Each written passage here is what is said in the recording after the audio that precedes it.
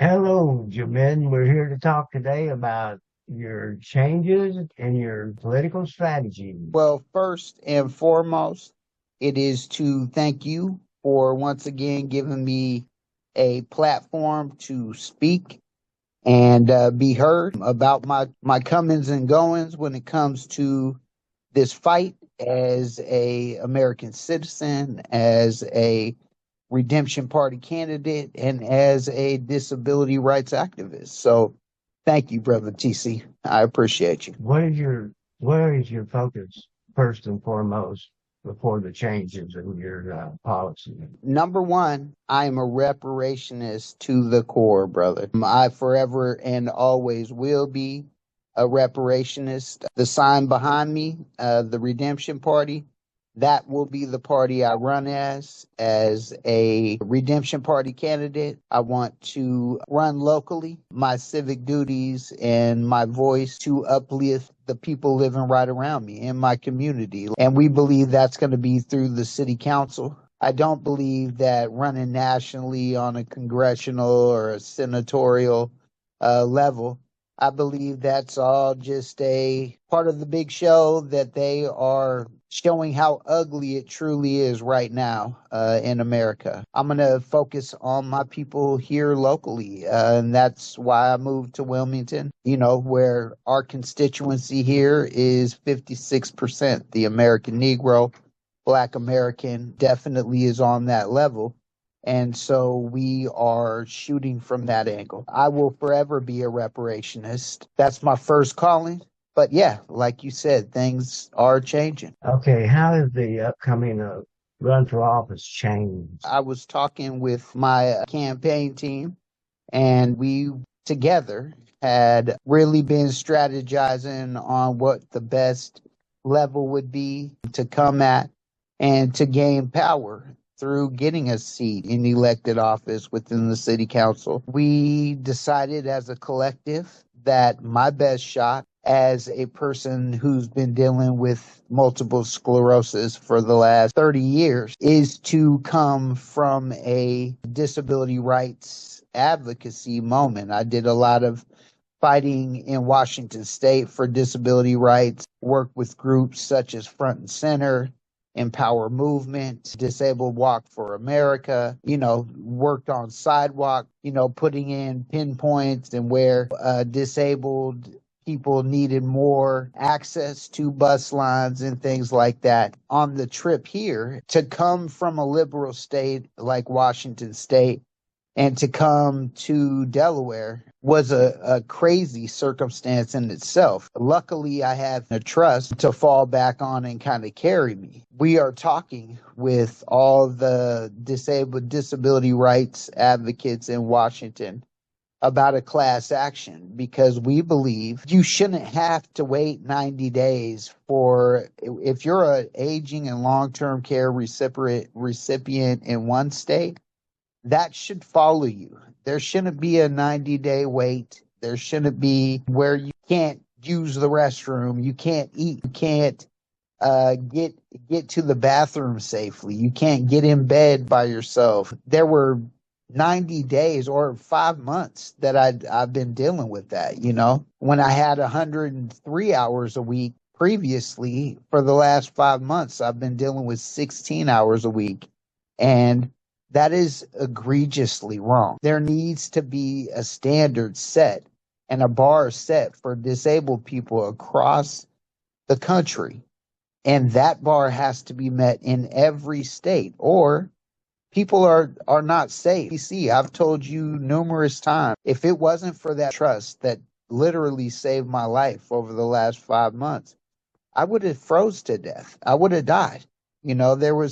There was no way I could have made that without that money. And for that to be a reality today is a tragedy. So yeah, that's really where my stance is coming from now. And we believe that with that support and with that true knowledge, now I'm a reparationist, right? I got real reparationist knowledge as well. To get that initial seat as a real elected official for the city council, I believe that disability rights will be the best and strongest foot to stand on. So you're talking about universal care. to what, you know, no matter who they are, no matter what they are, no matter what color, no matter what, if they have disabilities that prevent them from living a normal functioning life, that they can get that same care if they go see their grandma in a different state, if they want to move to get to the sun so they can get that melanin and really get that sunshine to make you feel better. If they want to just move to move, they should have that right. And as a disability advocate, I am demanding that, and I will be demanding that here in Delaware and pushing with what we believe is a class action lawsuit that truly will separate the meat from the bone. It's due time. And we believe the biggest constituency in the country is the disabled community.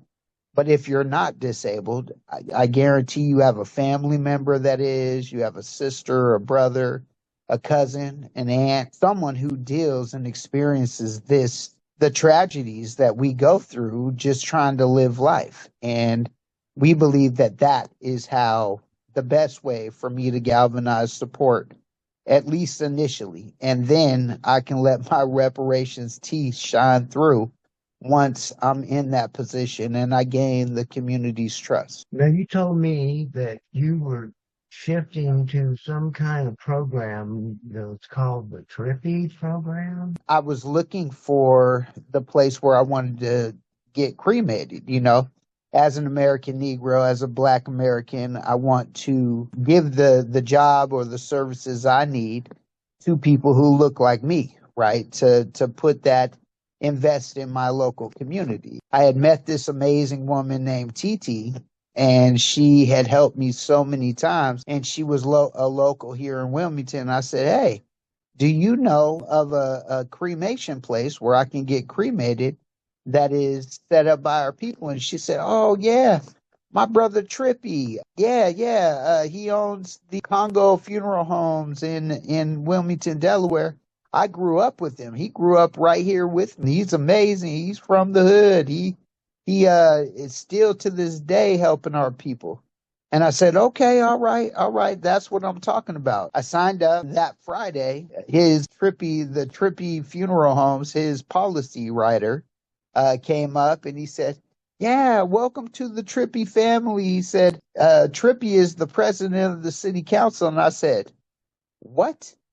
Hold on. What?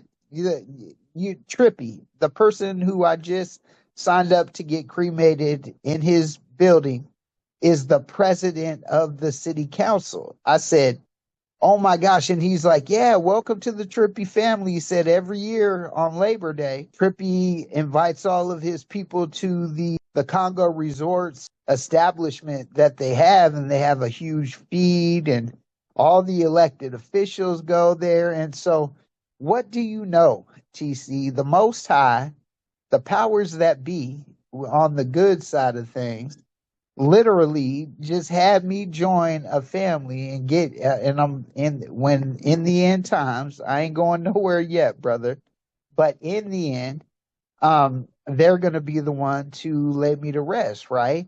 And literally he just happens to be the president of the city council, brother. Yeah. So here's that the powers that overlook us, the ancestors, those that help us from the other side, are in your favor. They want you to have a good run. Yes, sir. Yes, sir. And I definitely got the team. I got a team. Man, I got an unbelievable team working with me, you know, on this side. If we ain't on the ancestors' side yet, but those ancestors are most definitely proven that we are on the right side of history, and they are rocking with us. And yeah, if that ain't proof, I don't know what is, brother TC. So you're talking about your team. Let's talk about your team. Who are your team? Well, I am working with Ms. Jade. Her handle is Lioness Crown. She works with the High Esteem Black Excellence. They are helping me really dial in my speaking points as a elected official.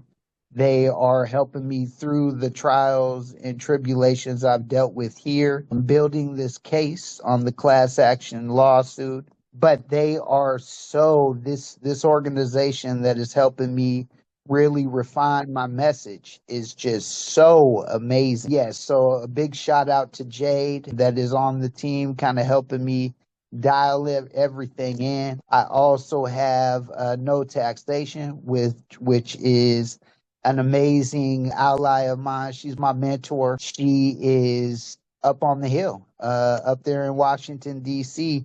Her father was a senator, and she has made, as a lobbyist and as a person who knows those politicians, and really she rubs elbows with them, so she knows what to say, how to move, who to move with, who to stay against. And so she is helping me put this package together too. I have an amazing campaign manager, my brother Will Townsend, also known as Black Sail. Amazing brother, such a strategist, such an amazing mind. I mean, he's just really helping me figure what position I want to do. I want to run for a commissioner position? Do I want to be a dog catcher? Do I want, so we're finding the best. I mean, that'd be kind of wild, me being on a scooter chasing dogs, but whatever position could be the most fruitful and the most beneficial to our people. Well, first, it'll be to the disabled community. And second of all, you already know the American Negro people, who is first in line for true justice, in my opinion. Oh, and of course, the Redemption Party founder, Mrs. Shacky Nichols, which is the founder of the party, of the Redemption Party. Amazing, amazing negress, doing amazing things. She ran for president in 2025. Look her up. We will definitely put the link in the chat. Look her up. She ran for president, realized that, the powers that be would never let someone get in there and win like that. So she created this party that is Americans first. And the first thing that you have to sign to be a part of the Redemption Party is being in support of reparations for the people who built this country with slave labor. She truly is a beacon of hope. And this party is a beacon of hope for people really pushing true initiatives for us as American people. She literally there are two, I believe in Indiana is where these elected officials are at. The Redemption Party, they hold city council seats as we speak under the Redemption Party. And that's what I plan on doing on a national or federal scale. Running as a third party really can't sink its teeth in because of the oligarchs and the people pushing it. But on the city council level, we really can make a difference through this party. And when the league gets attached, I encourage you all to look into the Redemption Party and what we're doing through it. The political strategy, that was one of the strategies that she came up with, was about me for this fight, because I have taken so much time away from my effort, just being out here trying to live, trying not to freeze, trying to stay focused and trying to stay centrally focused on the bigger goal has been so hard, stressful. I haven't been eating right. I haven't been taking care of my health. And so that's a big part that Sister J, with the program that I bought and the amazing package that she is working through me with, she is going to bat for me and literally having me focus first on myself, getting back in the right frame of mind, getting back on my health agenda, and just really focusing on getting back in the right place of mind and health, to where I can, because if I'm dead or if I'm hurting, I'm not going to be good to anyone. And I won't be able to have a strong front as a candidate for anyone. So yes, that is definitely a strategy. So number one, let's put Jamin back in the forefront of everything and focus on eating right, staying right, sleeping right, and staying on positive things to keep my mind in the right place. That was the very next thing we were going to talk about. You're taking care of your personal health. Now, what I was thinking about earlier is that you talk about America first. Everybody's saying America first. Aren't the people who built America, shouldn't they be first? Oh my gosh, brother. Now you speak in my language, brother. Yes. Yes, yes, that is exactly where our minds need to be. And that is exactly, like I said, unbeknownst to my ancestors, unbeknownst to our ancestors, they were the financiers of America becoming America, brother. If there were no slave labor, if there was no cotton was king, we could have never seceded from the British crown, brother. That could have never happened. So we would still be Brits like we were up until America became its own entity and became its own nation. But without our slave labor, we could have never had, like I said before, we could have never had the wicks and the candles that, Paul Revere, oneth by land, twoeth by sea. Um, that could have never happened without the slave labor our ancestors gave to this country. And unbeknownst to them, they were forefathers, just like all the ones they write about. So, yes, sir. The next person you talked about, and what I believe in the coming time, the first thing we need to change in all of this is ourselves. And you're saying you putting that up front, that how I become, who I become is who I can help. And if I can't take care of myself, how can I help you? So take care of yourself. Make sure you're in the right frame of mind, and make sure that that heart, which is the biggest part of all of us, is coming from a good place and a kindred place. Take care of yourself. So I just flashed on something. You are a man who's very physically challenged, who's willing to put himself out front to help people. How amazing is that? Here's a person who could just lay down and say, woe is me. How did I get dealt this hand? And yet you're saying, no, I won't lay down. I'm going to fight for what's good for all of us. That's right, brother. Hey, and that's what my goal here is to do, is to inspire others like me in this position to do that, to bridle that same kind of passion, whatever it may be. Of course, it won't be reparations, it might not be disability rights, but whatever your passion is, fight for it. But first, take care of yourself so that you can fight for it. But fight for it we must, because in times like these, brother, we're watching right now. You and I were talking about it before we jumped in this meeting. The world is going insane. The oligarch in power right now is bombing different countries and Iran. It's like, this is the guy that said, oh, we want to end all wars. We're not going to starting, and look what he's doing. He's just like all the other ones, warmongering, ready to literally suck blood from turnips, which is impossible. So yeah, if we don't wake up, it's going to be too late. And I, for one, choose to open my eyes and wake up. Who better to wake up the people than the one who's least able? When they show up, it's like, what's your excuse? It's like, Sure. we are all in this together, and we need to come together and give what we have and share that with each other. But I'm inspired. Well, thank you. And that's what we're here to do, brother. That's what I'm here to do, is inspire and uplift. And I'm glad, brother. I'm glad. And I hope this goes far and wide. And I hope people truly see, if I can do it in a wheelchair, in a scooter, lying on my back, you can do this. If you're standing up and you say, I don't know, this is scary, man, hell yeah, it's scary. Look, I just moved from Washington State to Wilmington, Delaware by myself. That shit was scary as hell. But you know what? A force greater than me made sure to pave the way.